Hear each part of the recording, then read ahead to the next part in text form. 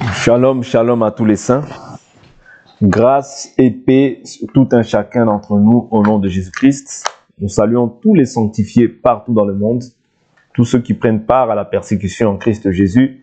Que l'Éternel, notre Dieu, vous soit favorable.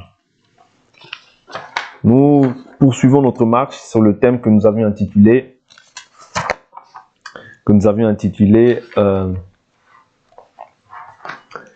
l'identité du chrétien. Donc c'est sur ce thème que nous sommes en train de nous entretenir depuis un certain temps. Donc nous sommes en train de voir les différents aspects de l'identité chrétienne et qu'est-ce que nous sommes devenus. Vous voyez, qu'est-ce que nous sommes devenus en Christ et qu'est-ce que nous avons reçu en partage. Quels sont les droits et les devoirs que nous devons accomplir étant enfants de Dieu, étant chrétiens. Nous avons vu que pour l'identité, ça signifie le caractère de deux choses identiques. Vous voyez, et qui peuvent avoir une similitude parfaite. Ok? Et nous sommes en train d'essayer de voir les similitudes que nous avons, nous, avec Christ, et ce que nous avons reçu. Vous voyez, ce que nous sommes devenus. Ok? Aujourd'hui, c'est vraiment ce sur quoi nous allons nous attarder par la grâce du Seigneur. Donc, prenez stylo et cahier si vous avez. Donc, nous allons voir vraiment ce que nous sommes devenus. Vous voyez, en Christ. C'est très important. Vous voyez, pour que tu saches ton identité, ta position, qui tu es. Vous voyez, tu es aujourd'hui, tu n'es pas n'importe qui. Peut-être tu peux être dévalorisé dans le monde. C'est pas un problème. Mais tant que tu as de la valeur aux yeux de Dieu, c'est ça qui est important. Ok? Donc, premièrement, je vais prendre des écritures, je veux dire ce que nous sommes. 1 Corinthiens chapitre 3, verset 9. Ici, j'ai dit qu'on va partager sur ce que nous sommes devenus. 1 Corinthiens chapitre 3, verset 9, la Bible nous dit que nous sommes le chant de Dieu. Ok? Le chant de Dieu. 1 Corinthiens chapitre 3, verset 9. Je vais prendre l'écriture. Nous sommes devenus le chant de Dieu. Ok? Le chant de Dieu. Parce que le chant représente non seulement le monde, mais le chant représente aussi l'Église. Ok? Le chant de Dieu. Et dans ce chant-là, la semence qui peut être introduite, ce n'est que la semence venant de Dieu. Ça, on le partagera par la suite, quand on traitera sur d'autres thèmes. Un thème qui est très important aussi. Nous sommes devenus le chant de Dieu. 1 Corinthiens, chapitre 3, verset 9. L'Écriture nous dit « Car nous sommes ouvriers avec Dieu. Vous êtes le chant de Dieu, l'édifice de Dieu. » Quand il parle d'ouvriers avec Dieu, il parle des ministres de la parole. Ceux qui servent, c'est ceux qui servent, autrement dit les bergers aussi. Vous voyez? Donc, ouvriers de Dieu aussi. Mais ça, c'est dans le cadre des bergers, de ceux qui sont les Éphésiens 4, c'est-à-dire apôtres, pasteurs, docteurs, prophètes, évangélistes. Ok? Donc, eux, ils sont ouvriers avec Dieu. Ou bien, il y a aussi les diacres. Vous voyez, les diacres et les anciens, les évêques et les anciens et les diacres, qui peuvent aussi enseigner, mais eux, ils enseignent par aspiration. C'est-à-dire s'ils aspirent à ces choses-là. Ok? Mais l'évêque, l'ancien ou le diacre, est diacre que dans une contrée, que dans une église. Il ne peut pas être diacre partout, non. Mais le ministre de la parole, lui, il peut enseigner partout dans le monde parce qu'il est ministre dans le corps. Ok? Le diacre et l'évêque aussi est ministre dans le corps, mais dans une localité bien précise. C'est-à-dire il ne peut pas aller partout. Non. C'est-à-dire que l'évêque ou le diacre, c'est quelqu'un qui aspire à la charge d'évêque, selon 1 Timothée chapitre 3. Ok? Mais nous ne sommes pas là-bas, on viendra par la suite des temps sur cet enseignement-là.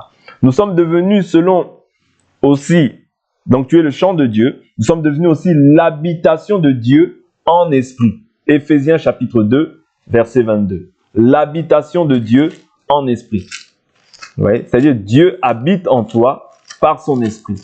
Okay? Ça, ce sont les attributs qui renforcent en fait ce que tu es devenu aujourd'hui. Ouais, tu es l'habitation de Dieu en esprit. Tu es l'habitation de Dieu en esprit. Éphésiens 2, 22. Je prends l'écriture. Éphésiens 2, 22. L'écriture nous dit: en lui aussi vous êtes édifiés ensemble pour être une habitation de Dieu en esprit. Vous voyez? C'est-à-dire nous sommes une habitation, nous sommes devenus en Christ Jésus l'habitation de Dieu en esprit. Ok? Je prends encore une autre écriture.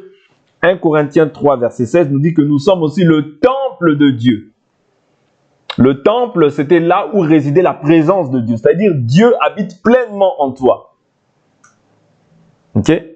Quand Salomon avait bâti le temple, il y avait le lieu très saint, bien appelé le Saint des Saints, le lieu saint et le parvis. Mais maintenant, par Jésus, Dieu nous a donné accès auprès du Père dans un même esprit. Ça veut dire qu'aujourd'hui, tu es le temple de Dieu. Le temple, c'est toi. Ça veut dire que tu es considéré comme une maison dans laquelle Dieu habite pleinement. Voilà pourquoi je dis toujours, excusez-moi, je prends toujours ces choses-là. Dieu ne peut pas habiter dans un endroit, Satan aussi habite dans un endroit. Ce n'est pas possible. C'est dans ce corps-là que Satan peut manifester des œuvres, mais pas dans ton esprit. Parce que ton esprit est racheté en réalité. Ton esprit est vivant. Ouais, ton esprit est vivant, c'est-à-dire ton esprit est sauvé. Ouais, ton esprit est dans les lieux célestes en Christ Jésus avec Dieu. Mais tu marches sur la terre comme ça. Ok? Donc tu es le temple de Dieu. Ok? Nous sommes aussi le temple saint. Éphésiens 2, verset 21. En lui, tout l'édifice bien coordonné s'élève pour être un temple saint. Vous voyez, l'édifice, c'est comme ça. C'est-à-dire l'édifice, c'est l'endroit où on édifie quelque chose. L'édifice, c'est par exemple le temple ou des choses comme ça. Vous voyez, sur lequel nous sommes bâtis. Nous sommes aussi le temple saint. Vous voyez, c'est-à-dire la présence de Dieu habite pleinement en toi. C'est pour ça que je dis toujours que aujourd'hui, plusieurs prêchent un faux évangile. Un évangile où on te parle de tu es possédé, tu es lié, tu es ceci, tu es cela. Non, tu es le temple de Dieu. Dieu habite pleinement en toi. Ok? Je prends encore Éphésiens 2, verset 19. Nous sommes concitoyens des saints. Ça, c'est ce que nous sommes devenus. Tous ces attributs-là, tu les possèdes par la foi en Jésus-Christ. Concitoyens des saints. Éphésiens chapitre 2, verset 19. L'Écriture nous dit, ainsi donc, vous n'êtes plus des étrangers, ni des gens de passage. Pourquoi étrangers? Parce que quand tu ne croyais pas avant, tu étais un étranger aux choses de Dieu. Étranger à la vie de Dieu. Ouais. Tu n'es plus quelqu'un de passage, mais maintenant tu es, tu es concitoyen des saints. Ouais. Et tu es aussi membre de la famille de Dieu. Ouais. Autrefois, tu appartenais à une autre famille, à ta famille selon la chair, tu appartenais au diable, mais maintenant tu appartiens à ta famille selon la chair toujours, mais tu es aussi membre de la famille de Dieu. C'est-à-dire tu portes une double identité. Tu as l'identité terrestre, mais tu as l'identité spirituelle. L'identité spirituelle, c'est que tu es membre de la famille de Dieu.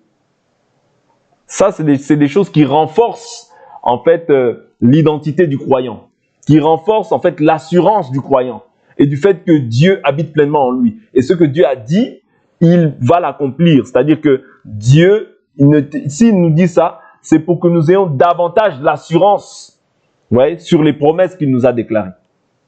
Ok? Donc, concitoyens des saints, le temple saint, Éphésiens 2, 21, ça je crois qu'on l'a vu. Vous voyez, donc nous sommes un temple saint. Nous sommes aussi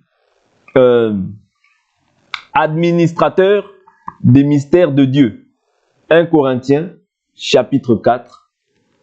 1 Corinthiens chapitre 4. Quand on parle des administrateurs ici, on parle de ceux qui enseignent la parole. Mais on parle aussi toujours des administrateurs. Vous voyez, c'est toujours un terme qui est lié à ceux qui ont part aussi aux choses de Dieu. Vous voyez, administrateur. 1 Corinthiens chapitre 4, verset 1. Ainsi qu'on nous regarde comme des serviteurs de Christ, donc nous sommes tous serviteurs de Christ. Tous nous servons Jésus. Ouais, tu es aussi serviteur de Christ. Ok? Et des administrateurs des mystères de Dieu. Ok? Nous sommes aussi disciples de Jésus-Christ. Parce que Jésus a dit dans Matthieu chapitre 28, allez, faites de toutes les nations mes disciples. C'est-à-dire ce n'est pas les disciples d'un homme, mais c'est les disciples de Jésus-Christ. Matthieu chapitre 28, verset 19. Il dit, allez, faites de toutes les nations des disciples, baptisez-les au nom du Père, du Fils et du Saint-Esprit. Et enseignez-leur à garder tout ce que je vous ai prescrit. et voici, je suis avec vous tous les jours jusqu'à la fin du monde. C'est-à-dire, le disciple, c'est celui qui suit un maître. Par exemple, Paul dit, imitez-moi, car moi aussi j'imite le Christ. Ça veut dire que l'homme, c'est simplement voilà, un panneau de signalisation pour vous conduire à Christ, pour vous permettre d'imiter Christ, tout simplement. Vous voyez, le berger ou bien le maître, peu importe comment il est appelé, ou bien pasteur, apôtre, docteur, évangéliste, prophète, c'est simplement une personne que Dieu met là comme étant un surveillant pour pouvoir permettre au peuple de pouvoir imiter Christ au travers de lui, tout simplement. Vous voyez? Donc c'est simplement un panneau de signalisation pour que personne ne puisse avoir de mauvais sentiments, mais pour que tous nous puissions parvenir en fait à l'unité de la foi, pour que tous nous puissions atteindre l'objectif qui a été fixé par le Seigneur. Ok? Donc je prends encore, nous sommes aussi, je ne sais pas si je l'avais parlé, l'édifice de Dieu, 1 Corinthiens 3,9, je ne sais pas si j'en avais parlé, nous sommes l'édifice de Dieu. Parce que voilà, 1 Corinthiens 3,9 nous dit, car nous sommes ouvriers avec Dieu, vous êtes le champ de Dieu, l'édifice de Dieu. Vous voyez, donc l'édifice de Dieu, 1 Corinthiens 3,9, ouvriers avec Dieu, ça je l'avais déjà dit. Nous sommes aussi une lettre de Christ. Ouais, la lettre de Christ. Ça veut dire que quand on te voit toi, on doit lire Jésus au travers de toi. C'est-à-dire l'enseignement te permet quoi? Te permet de pouvoir maintenant refléter Jésus. Quand on te voit, on doit voir Jésus. Souvenez-vous, lorsque la jeune servante a vu Pierre, qu'est-ce qu'elle a dit? Elle a dit, ton langage te trahit, tu parles comme eux. Vous voyez? C'est-à-dire quand on voit une personne qui prétend être de Jésus, on doit lire Jésus au travers de sa vie. Sa vie doit nous faire refléter, doit nous faire comprendre que Jésus-Christ est vivant. Qu'au travers de cette personne-là, en fait, tu deviens une lettre. Au travers de toi, on doit voir Jésus. C'est pourquoi la Bible nous dit dans le livre de Actes des Apôtres, au chapitre Actes des Apôtres, Actes des Apôtres, je prends le chapitre Actes des Apôtres. La Bible nous dit que c'est pour la première fois que les disciples furent appelés chrétiens. C'est Actes des Apôtres, chapitre 21, je crois. Voilà. Actes des Apôtres. Je prends juste cette écriture. Ça va nous aider à avancer. Voilà. Acte 11, verset 26. Acte 11, verset 26. L'écriture nous dit, après l'avoir trouvé, il le conduisit à Antioche pendant une année entière. Ils participèrent aux réunions de l'église et enseignèrent une foule assez nombreuse. Ce fut à Antioche que pour la première fois, les disciples furent appelés chrétiens. Vous voyez, les disciples, parce que Jésus a dit, allez, faites de toutes les nations des disciples. C'est-à-dire les disciples, ils ont été appelés comment? Chrétiens. La première fois, c'était à Antioche. Acte 11, verset 26. Vous voyez. Donc nous sommes disciples de Christ, nous sommes aussi appelés chrétiens. Chrétien qui veut dire comme Christ. C'est pour ça que au travers de toi, on doit voir Jésus. Tu es une lettre. Oui. Tu es une lettre écrite. C'est-à-dire l'enseignement, par l'enseignement, qu'est-ce qu'on écrit? Spirituellement, on est en train d'écrire en fait Christ en toi. On est en train d'écrire Christ en toi. C'est ça l'enseignement. C'est-à-dire l'enseignement doit te faire ressembler à ton maître. Ouais. Voilà pourquoi on ne peut pas voir une personne au travers d'une autre personne. Non, parce que l'homme n'a pas de semence. La semence, c'est la parole de Dieu. L'homme fait simplement que répéter ce qui est écrit pour que chacun d'entre nous, nous puissions ressembler à notre maître. Parce que nous avons un seul et unique maître, tous autant que nous sommes, c'est Jésus-Christ. C'est-à-dire que l'enseignement doit faire en sorte que toi, moi, nous puissions ressembler à Jésus. C'est en cela que nous devenons une lettre. Vous voyez? Une lettre de Christ. 2 Corinthiens, chapitre 3, verset 3. 2 Corinthiens 3, 3. 2 Corinthiens, chapitre 3.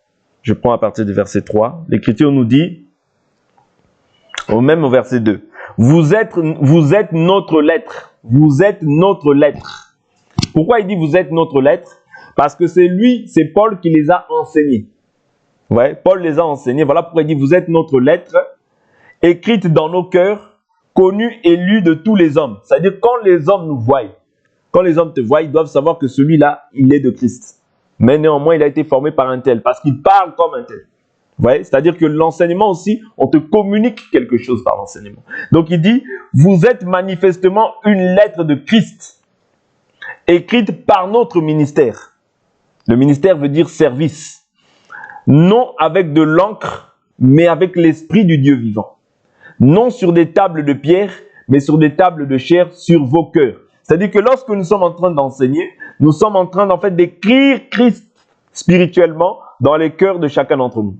Autrefois, quand il dit des tables de pierre, c'était dans la loi de Moïse. Dans la loi de Moïse, lorsque Dieu lui avait donné les 2 tables du commandement, c'était écrit avec le doigt de Dieu, mais sur des tables de pierre. Voilà pourquoi dans Jérémie 31, il dit, j'ôterai le cœur de pierre et je vous donnerai un cœur de chair. Ouais, c'est-à-dire qu'aujourd'hui, en Christ, nous avons reçu un cœur de chair. Et Dieu a ôté le cœur de pierre, c'est-à-dire la loi, toutes ces choses, ces préceptes ont été ôtés pour faire place maintenant au cœur de chair. Ok? Quelque chose de vivant. Et non pas quelque chose comme une pierre, c'est-à-dire la loi. Ok? Donc ici, nous sommes aussi des lettres de Christ. Ok? C'est très important. Tout ça, ça représente en fait le croyant. Le croyant doit connaître toutes ces choses-là. Le chrétien, quand je parle du croyant, le véritable chrétien doit connaître en fait ce qu'il a reçu en partage avec Jésus. C'est important. Ça, c'est ça notre partage. Donc, il dit quoi encore d'autre? Il dit, nous sommes aussi l'image de Dieu. Ok? Nous sommes l'image de Dieu. 2 Corinthiens, chapitre 3, verset 18. 2 Corinthiens 3, verset 18. Nous tous, qui le visage dévoilé, reflétons comme un miroir la gloire du Seigneur, nous sommes transformés en la même image. Vous voyez? Nous sommes transformés comment? En la même image. Ok? Nous sommes transformés en la même image. De gloire en gloire, comme par le Seigneur l'Esprit. C'est-à-dire que quand tu contemples Christ, ouais, parce que le voile dont il est question ici, c'est la loi. La loi, c'était tout un voile. Mais lorsque on se tourne vers le Seigneur, le voile, la Bible nous dit le voile, il est ôté. Vous voyez, le voile, il est ôté. Parce que le Seigneur, c'est l'Esprit. Et là où est l'Esprit du Seigneur, là est la liberté. Voilà pourquoi nous sommes dans une loi de liberté. Ok? Nous ne sommes pas dans une loi comme les 613 lois. Non, nous sommes libres. Jésus nous a délivrés. Jésus nous a libérés. Voilà pourquoi la Bible nous dit, ne vous remettez pas sous un joug étranger. Le joug étranger, c'est tout ce qui est lié à la loi, c'est tout ce qui est lié aux traditions des hommes. Tout ça, ce sont des jougs étrangers. Mais aujourd'hui, en Christ Jésus, nous sommes libres. Vous voyez, mais la Bible nous dit simplement, ne faites pas de cette liberté un prétexte de vivre dans le libertinage, c'est-à-dire de vivre n'importe comment, dans la débauche, tout ça. Vous voyez, donc c'est ça. Tu dois savoir maintenir ton corps dans la sainteté. C'est ça que Dieu attend de nous. Ok, donc tu es l'image de Dieu. Ok, tu es l'image de Dieu. De même que Jésus était l'image de Dieu, selon Hébreux chapitre 1, vous voyez, la Bible nous dit que il est l'image visible du Dieu invisible. Je prends cette écriture, je crois que c'est Hébreux qui parle de ça. Hébreux chapitre 1. Hébreux chapitre 1. Tous ces attributs renforcent en fait la foi du chrétien. Ouais. Je prends Hébreux chapitre 1, verset 3. Ce Fils qui est le rayonnement de sa gloire, l'expression de son être, soutient toutes choses par sa parole puissante. Après avoir accompli la purification des péchés, il s'est assis à la droite de la majesté divine dans les lieux très hauts. Je prends une autre écriture qui va mieux parler de ça. Je crois que c'est Colossiens qui parle de ça. Colossiens 1. Colossiens chapitre 1, je prends à partir du verset 15. L'écriture nous dit quoi? Il est l'image du Dieu invisible, le premier-né de toute la création. Vous voyez? Il est l'image du Dieu invisible, le premier-né de toute la création. C'est-à-dire que toi aussi, tel que tu as reçu le Christ en toi, tu deviens aussi l'image de Dieu. Voilà pourquoi, quand nous faisons n'importe quoi, Dieu va te demander des comptes. Pourquoi? Parce que quand tu as mis ta main à la charrue, tu ne peux plus regarder derrière. Tu ne peux plus faire ce que tu veux. Autrefois, tu étais esclave de tes passions, mais aujourd'hui, tu es esclave aussi. Tu es libre, mais tu es à la fois esclave. Esclave de Christ. Ok? Délivré du péché, tu es devenu esclave aussi de Christ. Ta vie ne t'appartient pas. Oh, moi, je fais comme je veux. Non, tu ne fais pas comme tu veux. Tu fais comme Dieu veut. Ta vie ne t'appartient plus. Tu as donné ta vie à Jésus. Quand tu donnes, tu ne peux plus reprendre. Si tu reprends, tu es un voleur. Tu as donné, tu ne peux plus reprendre. Ok? Donc, nous sommes l'image de Dieu. Nous sommes aussi ambassadeurs. L'ambassadeur ici, vous voyez, je prends le terme ambassadeur, mais c'est par rapport au ministère de la parole, au ministre de la parole du moins. 2 Corinthiens chapitre 5, verset 20. 2 Corinthiens chapitre 5, verset 20. Je répète, tout ça, ce sont des termes seulement qui viennent pour renchérir, pour fortifier, pour enrichir la foi du chrétien. Ok? Je suis dans le livre de 2 Corinthiens chapitre 5, je prends à partir du verset 19. Vous voyez? Donc, l'Écriture nous dit quoi? Car Dieu était en Christ, réconciliant le monde avec lui-même, sans tenir compte aux hommes de leurs fautes, et il a mis en nous la parole de la réconciliation. Donc, nous devons réconcilier les gens. Même si les gens sont dans des problèmes, toi, tu dois toujours chercher à réconcilier les gens. Nous sommes donc ambassadeurs pour Christ, comme si Dieu exhortait par nous. Nous vous en supplions au nom de Christ, soyez réconciliés avec Dieu. Vous voyez? Donc, nous sommes ambassadeurs. Ok? Ambassadeurs. Je prends encore d'autres aspects. Nous sommes aussi l'Israël de Dieu. Ouais, l'Israël de Dieu. Galates, chapitre 6, verset 16. Galates 6, verset 16. L'Israël de Dieu. Parce qu'il y a l'Israël physique, mais l'Israël de Dieu, c'est toi et moi qui avons cru. Vous voyez? L'Israël, c'était le peuple que Dieu avait choisi. Et Israël veut dire vainqueur. Ok? Veut dire vainqueur. Donc, Galates 6, verset 18. Non, Galates 6, verset 16, pardonnez-moi.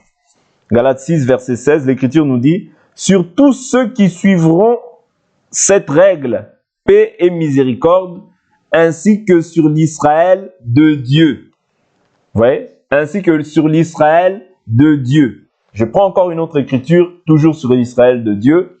Prenons Romains, chapitre 2. Romains, chapitre 2. Romains, chapitre 2. Je prends à partir du verset... Romains, chapitre 2, à partir du verset 26. L'Écriture nous dit « Si donc l'incirconcis observe les ordonnances de la loi, son incirconcision ne serait-elle pas comptée comme circoncision? L'incirconcis de nature qui accomplit la loi ne te condamnera-t-il pas, toi, qui la transgresse, tout en ayant la lettre de la loi et la circoncision? » Vous voyez? Le juif, ce n'est pas celui qui en a les apparences. Et la circoncision, ce n'est pas celle qui est apparente dans la chair. Mais le juif, c'est celui qui l'est intérieurement. La circoncision, c'est celle du cœur, selon l'esprit, et non selon la lettre. La louange de ce juif ne vient pas des hommes, mais de Dieu. Donc nous sommes aussi juifs. Ok? Nous sommes aussi juifs. Ok? Nous sommes aussi circoncis, selon Dieu. Nous sommes juifs, nous sommes aussi circoncis selon Romains, chapitre 2, versets 26 à 29. Ok? Nous sommes aussi juifs, nous sommes aussi circoncis. Les circoncis de Dieu, c'est nous. Ok? Parce que la véritable circoncision, c'est la circoncision selon l'esprit. Ce n'est pas une circoncision selon la chair comme ça, mais c'est la circoncision selon l'esprit de Dieu. Ok? Donc, nous sommes aussi des enfants adoptifs. Nous avons été adoptés. Vous voyez? Là, nous pouvons prendre ça dans le livre de Éphésiens, chapitre 1, verset 5. Nous avons été adoptés. Tout ça, ce sont les bénéfices que nous obtenons par la foi en Jésus-Christ. Nous sommes des enfants adoptifs. Éphésiens, chapitre 1, verset 5. L'Écriture dit, « Il nous a prédestinés par Jésus-Christ à être adoptés selon le dessein bienveillant de sa volonté. » Ouais. Il nous a comment? Prédestinés par Jésus-Christ à être adoptés. Ça veut dire que c'est par Jésus-Christ que toi tu reçois l'adoption. Pas par Mahomet, pas par Kimbangu, non, c'est par Jésus-Christ. Parce que Dieu a un seul fils, Jésus-Christ, c'est-à-dire au travers de Jésus, Dieu maintenant te voit toi. C'est au travers de Jésus que Dieu nous voit. Pour que tu sois déclaré juste devant Dieu, il doit te voir au travers de Jésus. Ouais. Pas par toi-même, parce que s'il y a toi, il verra toujours le péché. C'est par Jésus qui n'a pas péché que Dieu te voit. Et c'est par lui que nous sommes adoptés. Ok? C'est ainsi qu'il dit, il nous a prédestinés par Jésus-Christ à être adoptés. Ouais, selon les desseins bienveillants de sa volonté. C'est ainsi que l'Écriture dit, il n'y a pas de juste, pas même un seul. Donc c'est par Jésus seul, ouais, que nous sommes déclarés purs, justes et enfants adoptifs. Ok? Nous sommes néanmoins aussi l'ouvrage de Dieu. Ouais, l'ouvrage de Dieu, Éphésiens chapitre 2, verset 10. L'ouvrage de Dieu, Éphésiens 2, verset 10. Car nous sommes son ouvrage, nous avons été créés en Christ Jésus. Si tu crois, c'est parce que tu as été créé. Est-ce que tu comprends? Créé, c'est-à-dire Dieu t'a recréé. Voilà pourquoi la Bible nous dit, nous sommes une nouvelle créature. C'est-à-dire Dieu t'a recréé en Christ Jésus. Vous voyez? En Christ Jésus pour des œuvres bonnes que Dieu a préparées d'avance afin que nous les pratiquions. C'est-à-dire tu es l'ouvrage de Dieu. C'est Dieu qui t'a façonné. C'est Dieu qui l'a fait, mais en Christ Jésus. C'est-à-dire c'est par Christ que Dieu t'a créé. Okay? Quand tu crois en Christ, tu as été recréé. Okay? Bien que dans la prédestination, Dieu te connaissait. Okay? Mais c'est toujours, tout est en Christ. Voilà pourquoi la Bible nous dit, tout est de lui, par lui et pour lui. Ok, c'est par Jésus.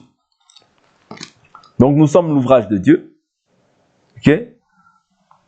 Le juif, bien le véritable circoncis, on peut voir ça aussi dans Philippiens chapitre 3. Philippiens 3, verset 3. L'Écriture nous dit, je prends à partir du verset 2. Prenez garde aux chiens. Prenez garde aux faux circoncis. Vous voyez? Donc nous sommes aussi circoncis. Car les vrais circoncis, c'est nous qui rendons à Dieu notre culte par l'Esprit de Dieu, qui nous glorifions en Christ Jésus et qui ne mettons pas notre confiance dans la chair. Donc tu es le véritable juif, tu es un véritable circoncis. Vous voyez? Tu es un vrai circoncis, tu es un véritable juif, c'est toi. Ok? J'avance, on avait déjà vu Romains 2, j'avance, je prends une autre écriture qui va nous aider. Je prends Apocalypse chapitre 1, le verset 20. La Bible nous dit que nous sommes le chandelier de Dieu. Ouais, le chandelier. Apocalypse chapitre 1, verset 20. Tout ça, comme je le répète, ce sont des attributs qui renforcent, vous voyez, la foi du chrétien. Apocalypse chapitre 1, prenons le verset 20. Je peux prendre même un peu plus haut pour qu'on comprenne le contexte.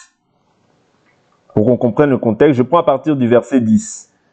Je fus ravi en esprit au jour du Seigneur, et j'entendis derrière moi une voix forte, comme le son d'une trompette, qui disait, ce que tu vois, écris-le dans un livre, et envoie-le aux 7 églises, à Éphèse, à Smyrne, à Pergame, à Thyatire, à Sardes, à Philadelphie et à Laodicée.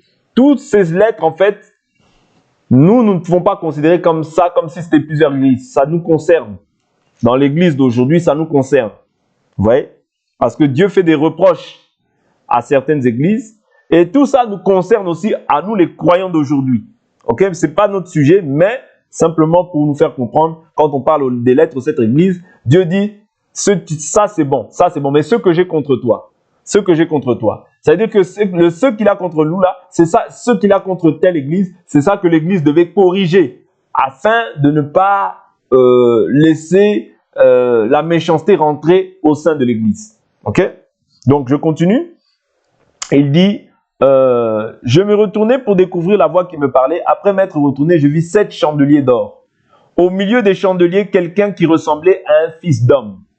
Il était vêtu d'une longue robe et portait une ceinture d'or sur la poitrine. Sa tête et ses cheveux étaient blancs comme laine blanche. Sa neige, comme neige blanche, comme neige. Ses yeux étaient comme une flamme de feu. Ses pieds étaient comme du bronze qui semblait rougi au four. Et sa voix était comme la voix des grandes eaux.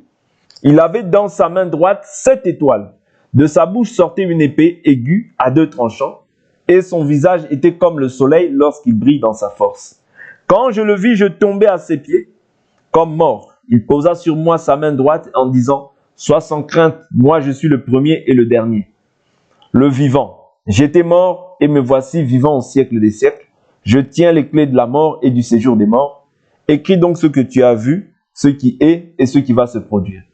Quant au mystère des 7 étoiles que tu as vues dans ma main droite et aux 7 chandeliers d'or, les 7 étoiles sont les 7 anges des 7 églises et les 7 chandeliers sont les 7 églises. Vous voyez? C'est-à-dire que nous sommes aussi chandeliers. Vous voyez? Parce que les 7 chandeliers représentent les 7 églises. Et les 7 églises, en réalité, ne forment que l'église, en fait. Parce que ce sont des reproches qu'il fait à chaque église. Mais nous aussi, nous pouvons nous retrouver dans ces choses. Vous comprenez? Donc, nous sommes aussi le chandelier. Ok? Nous sommes aussi le chandelier de Dieu. C'est très important. Donc, Apocalypse chapitre 1, verset 20. Nous sommes aussi chandeliers. Nous sommes aussi lumière du monde. Lumière du monde, Matthieu chapitre 5, verset 14. Matthieu 5, 14.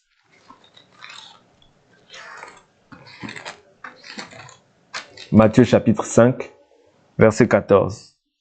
C'est vous qui êtes la lumière du monde.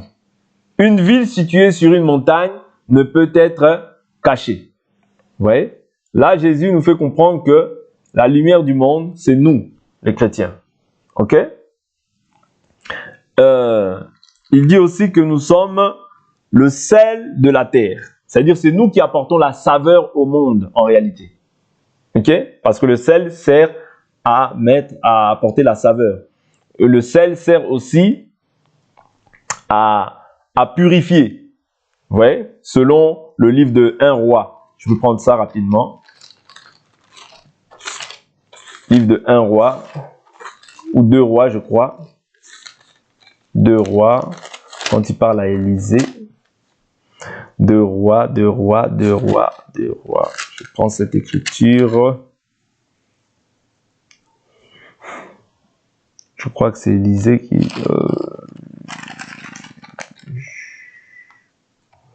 Je prends cette écriture rapidement.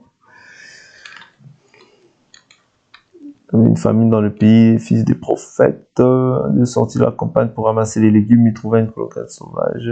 On servait à manger du potage. Et il dit, prenez de la farine. Que je trouve cette écriture, que Dieu me fasse grâce, de roi. De roi. Bon, je la chercherai peut-être plus tard. Je vais avancer. Je la chercherai peut-être plus tard. Bon, on avance, je reviendrai dessus plus tard. Que Dieu me fasse grâce, je reviendrai dessus plus tard. Donc c'est dans 2 rois, en tout cas. Je vais avancer. Donc nous sommes aussi, donc j'ai dit le sel de la terre. Donc le sel, la Bible nous dit, que votre parole soit assaisonnée de sel. Vous voyez? Que vos paroles soient assaisonnées de sel. Dans le livre de Colossiens, je crois, que vos paroles soient assaisonnées de sel et de grâce. Vous voyez? Que vos paroles soient assaisonnées de sel afin que vous sachiez comment répondre, vous voyez, aux autres. C'est-à-dire le sel, ok, ici est question aussi de la manière dont nous devons répondre aussi aux autres. Vous voyez? Ça, c'est dans Colossiens chapitre 4, verset 6. Que votre parole soit toujours accompagnée de grâce, assaisonnée de sel, afin que vous sachiez comment vous devez répondre à chacun. Ça veut dire savoir comment parler aussi c'est assaisonner aussi sa parole de sel. Ok, donc c'est important. Donc le sel de la terre, ce sont aussi nous les chrétiens. Matthieu chapitre 5 verset 13. Nous sommes le troupeau de Dieu. Le troupeau de Dieu, 1 Pierre chapitre 5 verset 2. 1 Pierre 5 verset 2, le troupeau de Dieu. 1 Pierre 5 verset 2.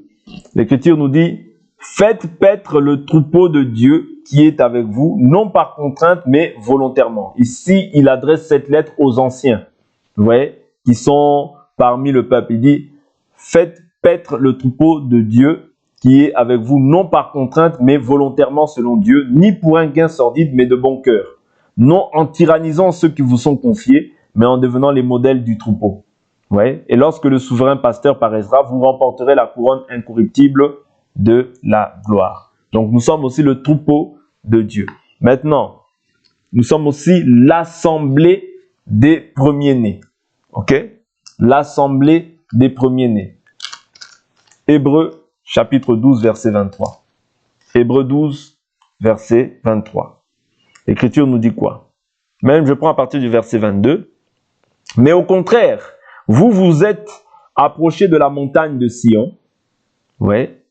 Vous vous êtes approchés de la montagne de Sion et de la cité du Dieu vivant, la Jérusalem céleste. Donc nous sommes aussi la Jérusalem céleste.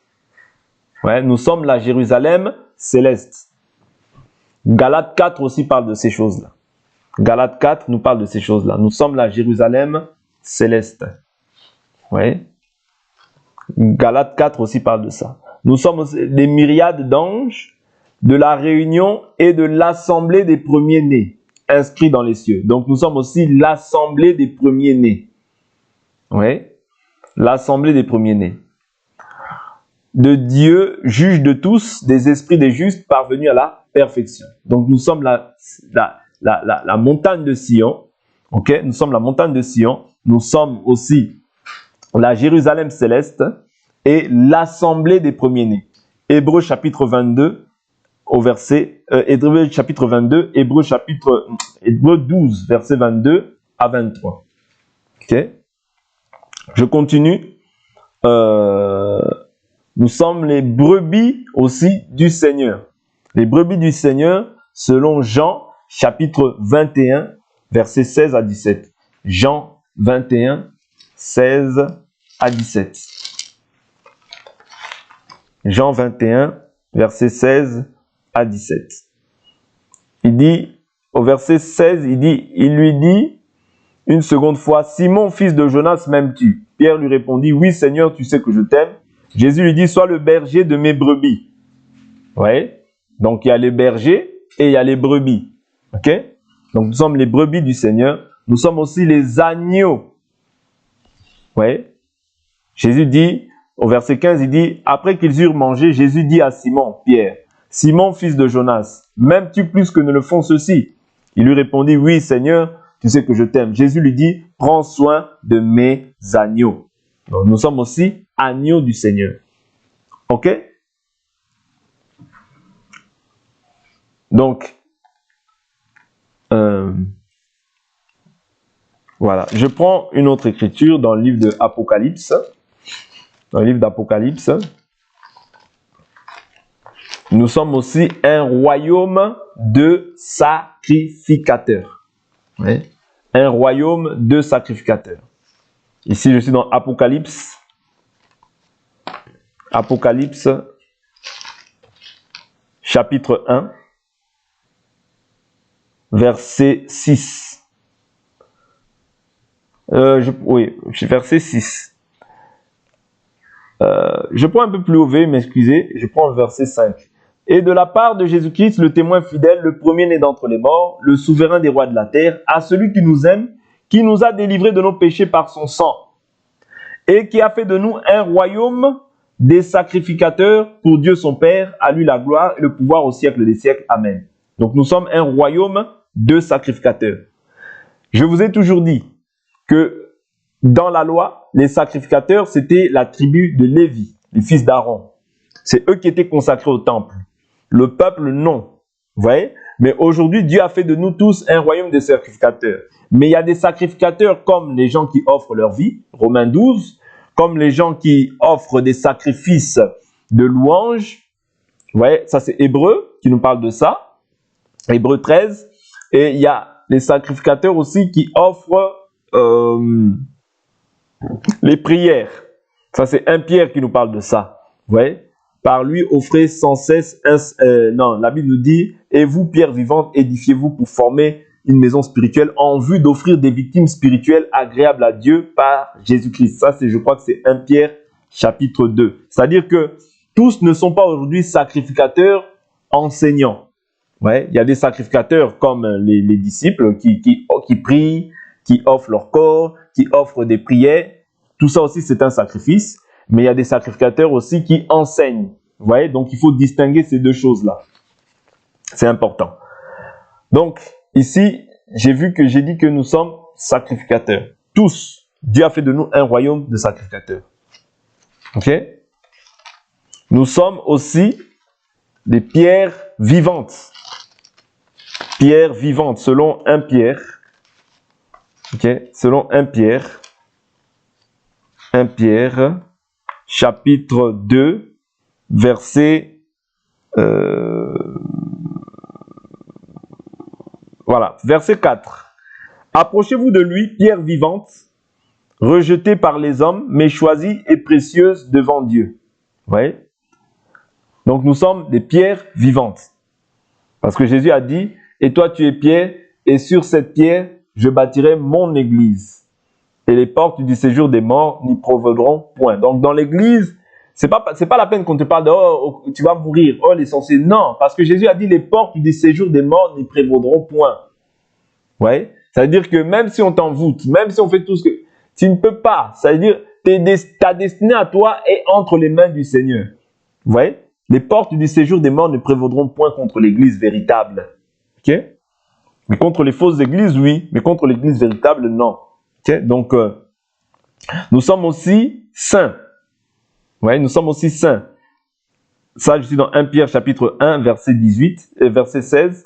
L'Écriture nous dit, puisqu'il est écrit, vous serez saints, car je suis saint. Donc, nous sommes aussi déclarés saints. Ouais, nous sommes saints. Parce que Jésus t'a rendu saint. Ok? Donc, ce sont des éléments que j'ai soulignés, que j'ai mentionnés par la grâce de Dieu, afin que nous comprenions ce que nous sommes devenus en Christ Jésus. Vous voyez, tu n'es plus païen, tout ça. Non. Aujourd'hui, tu es un peuple aussi racheté. Un peuple racheté. Tu es une race roi élue.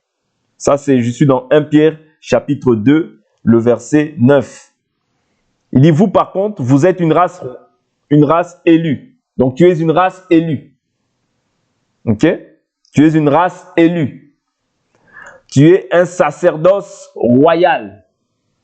Autrefois, nous étions dans le sacerdoce, sous la loi de Moïse, nous étions dans le sacerdoce lévitique. Mais aujourd'hui, tu es dans le sacerdoce royal. Tu es une nation sainte. Vous voyez, ça c'est tous les attributs. Tu es une nation sainte, un peuple racheté. Vous voyez, afin d'annoncer les vertus de celui qui vous a appelé des ténèbres à son admirable et glorieux et à son admirable lumière. Vous qui autrefois n'étiez pas un peuple et qui maintenant êtes le peuple de Dieu. Tu es aussi peuple de Dieu.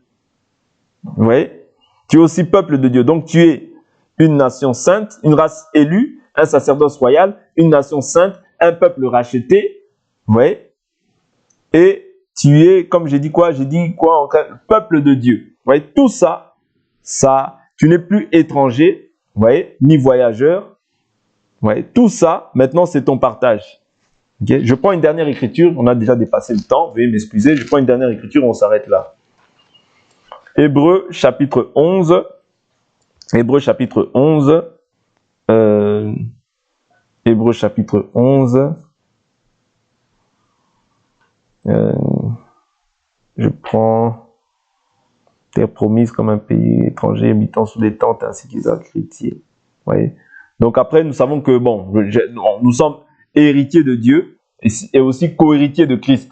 Ça c'est dans je prends plutôt, veuillez m'excuser, je prends plutôt Romains et on s'arrête là. Romains Je m'arrête là.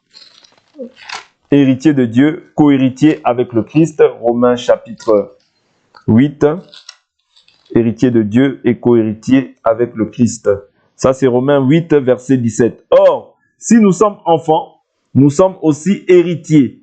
Héritiers de Dieu et co-héritiers de Christ. Si toutefois nous souffrons avec lui, afin d'être aussi glorifiés avec lui. Que l'Éternel Dieu vous bénisse pour aujourd'hui. On s'arrête là et nous poursuivons notre partage par la suite. On va prier.